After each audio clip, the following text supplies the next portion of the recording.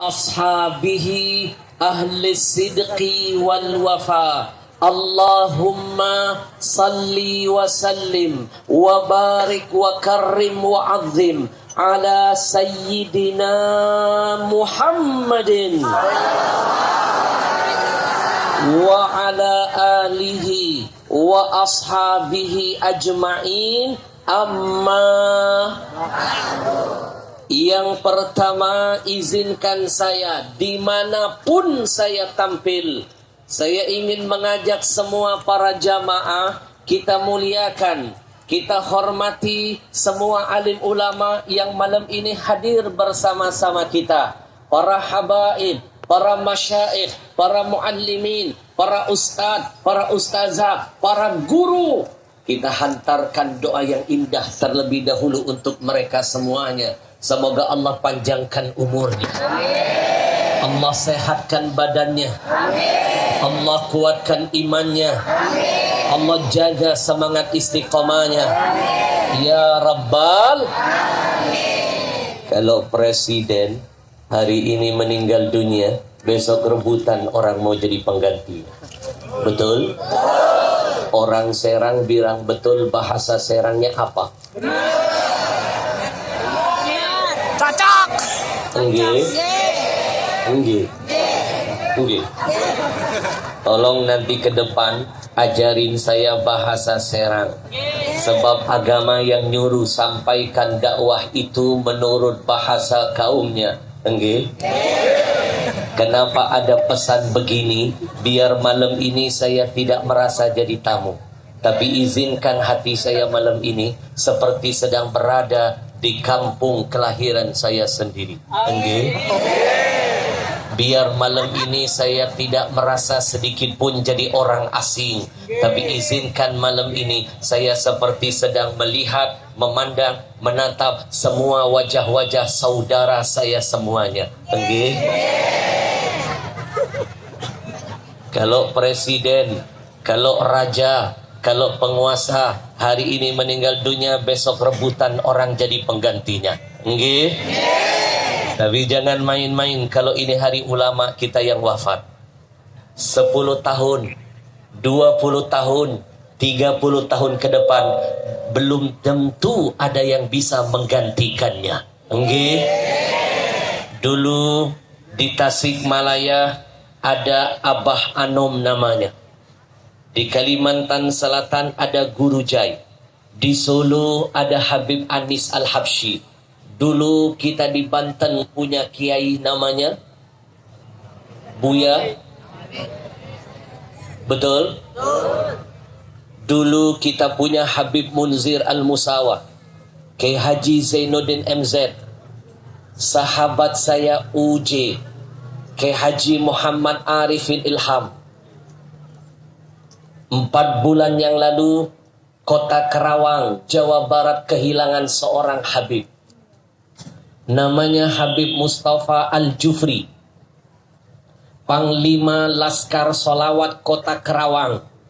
Bayangkan tiap bulan tabligh akbarnya ribuan anak-anak muda mantan geng motor yang tadinya suka tawuran, suka kebut-kebutan, suka ugal-ugalan, disadarkan oleh Habib, berubah haluan dari geng motor menjadi geng solawatan.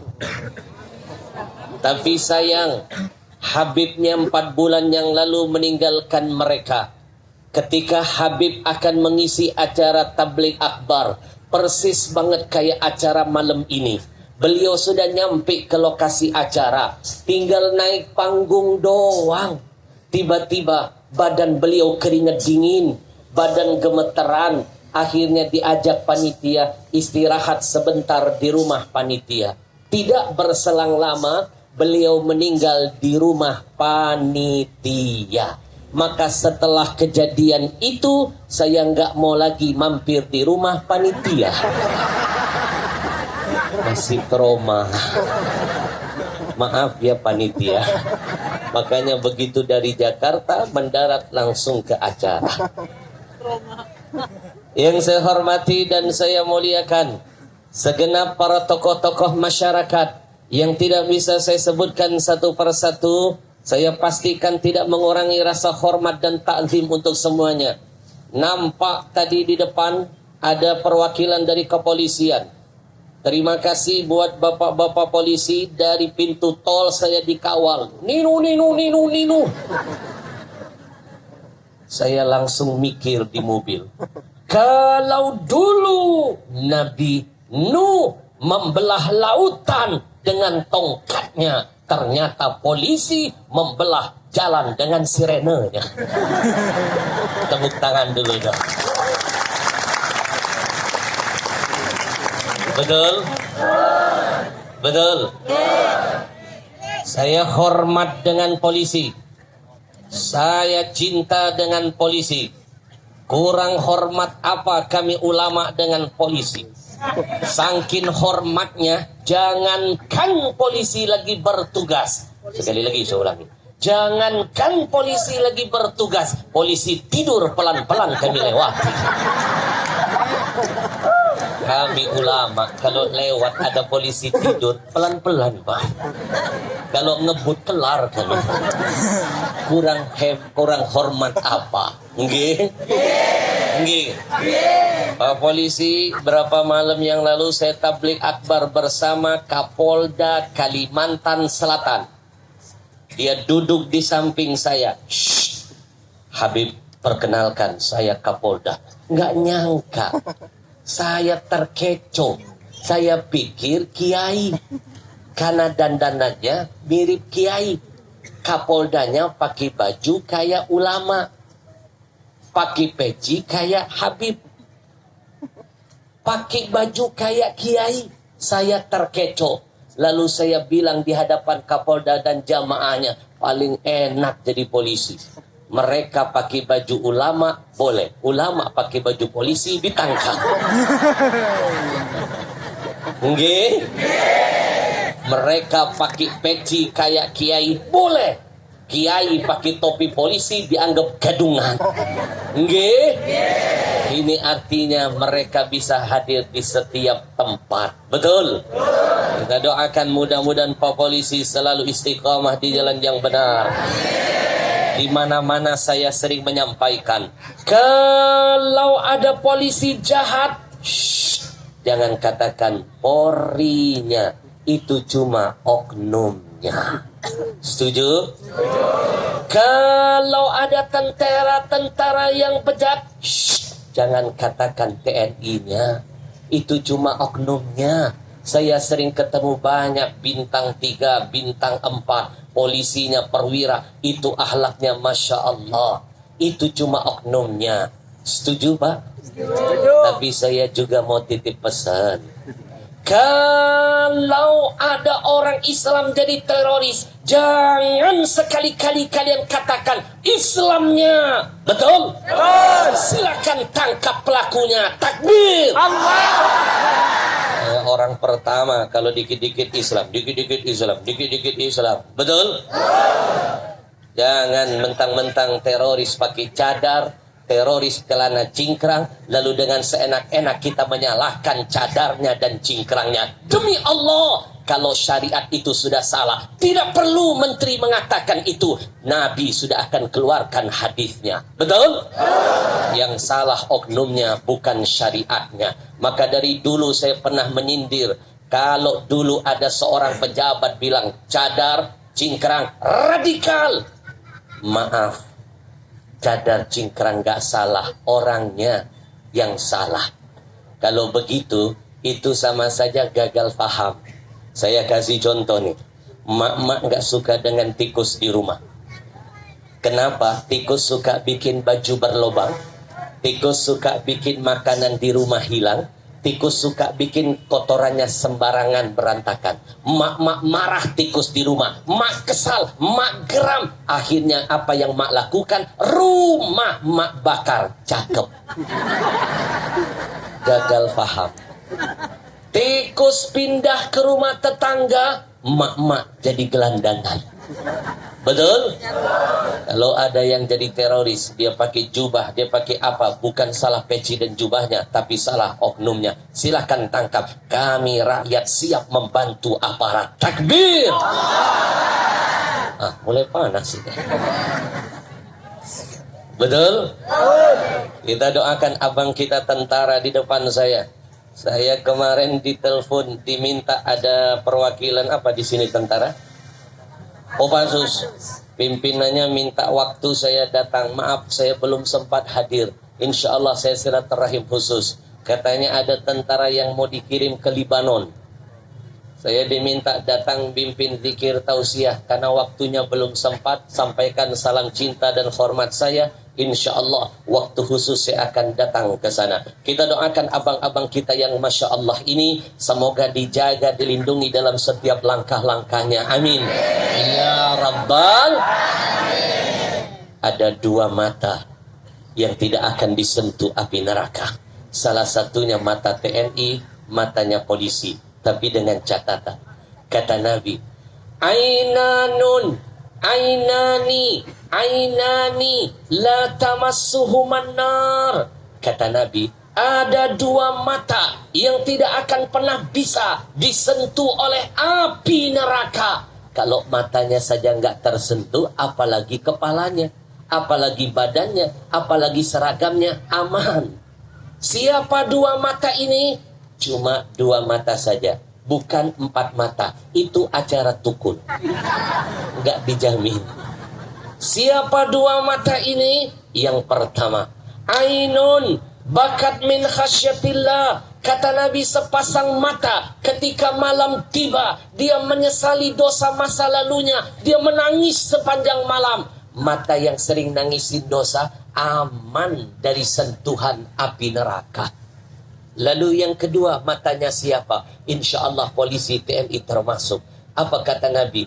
Ainun batat tahrusu fi sabilillah. Adalah sepasang mata ketika adalah sepasang mata yang selalu siap terjaga, menjaga keamanan dan ketertiban. Meskipun nyawa jadi taruhannya, mereka rela nggak tidur, mereka rela nggak istirahat, semata-mata ingin menjaga keamanan dan ketentraman. Mata yang begini dianggap jihad di hadapan Allah. Mereka insya Allah selamat dari sentuhan api neraka. Amin. Kecuali mata keranjang.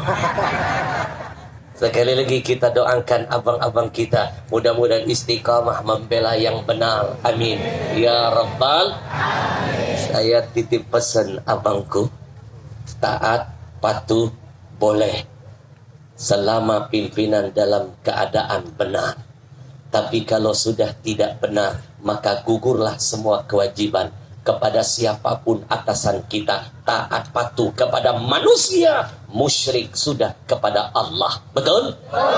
Makanya silakan buka Al-Quran ketika Allah bicara ati'ullah wa ati'ur rasul, ayatnya wa ulil amri. Kenapa ketika untuk pemimpin gak ada kata ati'u, langsung pakai waw atof wa ulil amri? Itu maksudnya taat itu 1000% hanya buat Allah, taat itu kepada Rasul hanya kepada Allah. Makanya pakai kata ati. Tapi untuk pemimpin gak pakai kata ati, langsung wa ulil amri. Maksudnya kamu boleh taat kalau itu tidak menyimpang dari syariat. Tapi kalau sudah menyimpang dari Quran dan hadis, maka gugur ketaatanmu. Engkau tidak boleh taat kepada siapapun pemimpin yang mengarah kepada kedoliman. Karena taatmu akan membuatmu tergolong menjadi orang-orang yang akan mendapatkan murka dari Tuhanmu.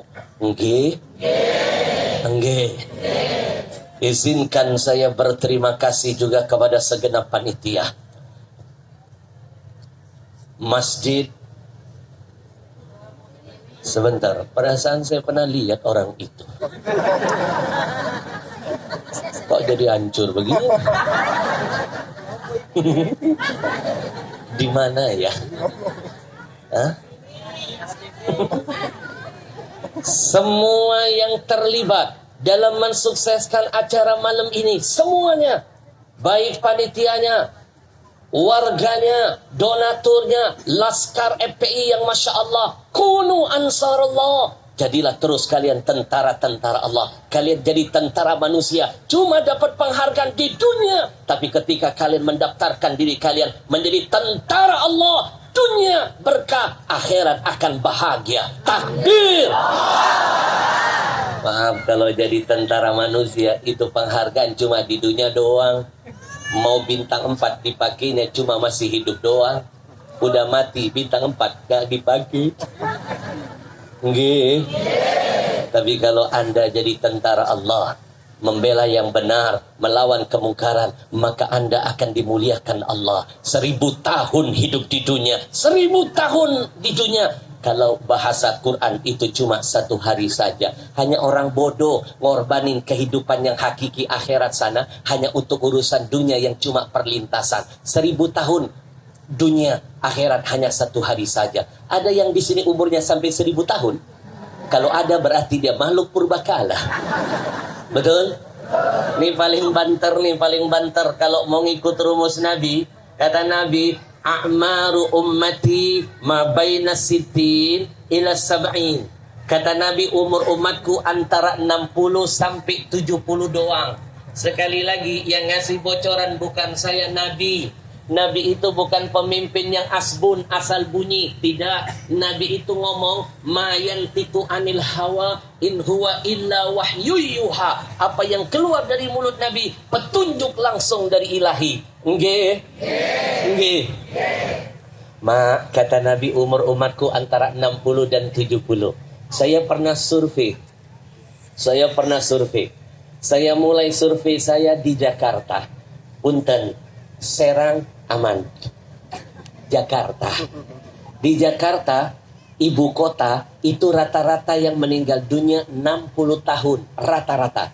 Bahkan survei saya menyimpulkan, banyak yang gak nyampe 60 tahun. 40 tahun sudah roji'un. Betul? Sahabat saya Uji 40 tahun. Habibuna Munzir 40 tahun. Betul? Olga meninggal nggak nyampe 60. Mak tahu Julia Perez? Julia Perez meninggal loh, sampai sekarang meninggal.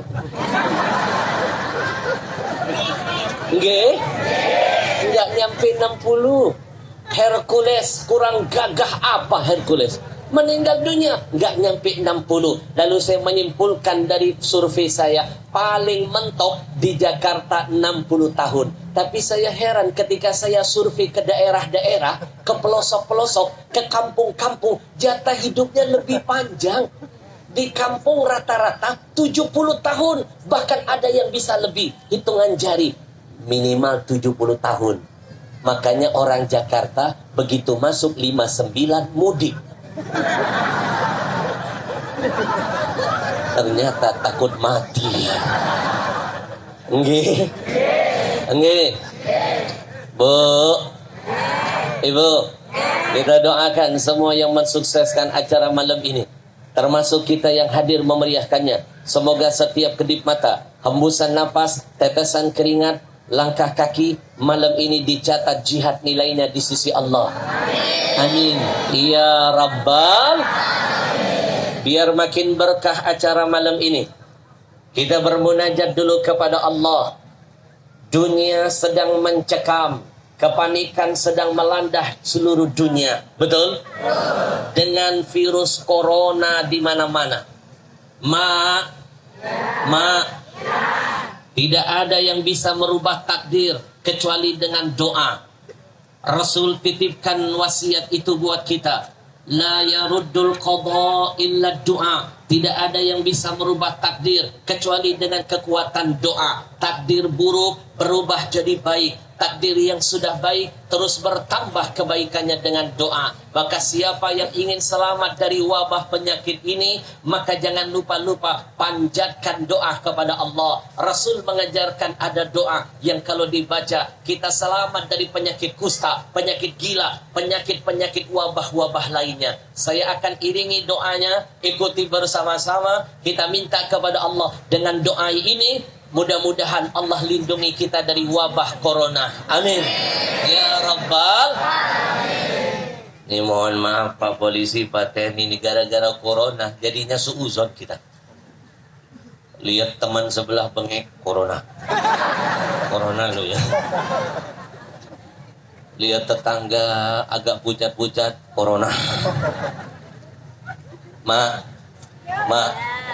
tadi saya sebelum tablik akbar di sini, saya tablik akbar di Cikarang. Makanya maaf terlambat, macet di pabrik hoki Indonesia. Masuk ke pabriknya ketat, Pak. Begitu mobil saya masuk, privit, buka jendela. Ada apa, Pak? Maaf, Habib, maaf. Ini prosedur perusahaan. Habib harus dicek keningnya. Maksudnya, supir, asisten, termasuk Habib. Kalau suhunya termasuk kategori corona, tidak ada yang bisa masuk di sini. Lah, yang ceramah siapa? Diperiksa, Pak. Bayangkan, saya pikir nggak apa-apa, ini prosedur, harus diikuti. Bukan mereka nggak percaya dengan takdir, itu artinya mereka menciptakan takdir yang lebih baik. Makanya maaf Bapak Ibu, kalau tadi ada kalimat saya tidak mau bersalaman, bukan karena saya nggak percaya takdir. Saya menciptakan takdir yang lebih baik, bukan hanya buat saya, tapi untuk semuanya. Umar bin Khattab, salah seorang sahabat Nabi, ketika dia menyusun pasukan, tinggal perang ke satu tujuan. Tiba-tiba Umar dapat laporan. Lapor bos. Iya. Kota yang mau kita perang itu sedang dilanda wabah penyakit menular, Umar. Terus? Kalau bisa jangan kita kirim pasukan. Kita batalkan dulu peperangan. Tunda waktu yang akan datang. Daripada kita nanti belum nyampe sudah ketular penyakit. Akhirnya Umar langsung bilang ke pasukan. Pasukan, stop. Kita nggak jadi perang. Karena kota yang akan kita perangi sedang dilanda wabah penyakit menular. Orang menghina Umar. Umar, kamu ini nggak percaya dengan takdir apa? Apa kata Umar? Saya bukan tidak percaya takdir. Saya sedang menciptakan takdir yang baik buat kita semuanya. Betul? Makanya saya nggak tersinggung begitu masuk ke pabrik tadi ditembak keningnya. Duduk. Ada hasilnya 34. Supir saya aman. Asisten saya lobet. Dites lagi gak kebaca. Kata sapamnya, jangan-jangan asisten Habib tinggi amalannya. Coba ambil alat yang lain, kata sapam. Ambil yang lain. Begitu alat yang lain, kata sapam, kita tes Habib dulu baru asisten yang tadi. Akhirnya kepala saya ditembak, disuruh buka topi. 35, aman, alhamdulillah. Saya agak sedikit gugup. Kenapa asisten saya 2 kali tidak terbaca? Saya jadi takut juga. Jangan-jangan ada corona di sekitar kita. Akhirnya ditembak lagi kepala asisten saya. Duduk. Baru keluar hasilnya. Aman ternyata. 35. Kalau seandainya terbaca corona, saya sudah punya jawaban buat Sapam. Kalau Sapam bilang, corona ya? Saya jawab, corona belum makan. Ma, kita berdoa dulu.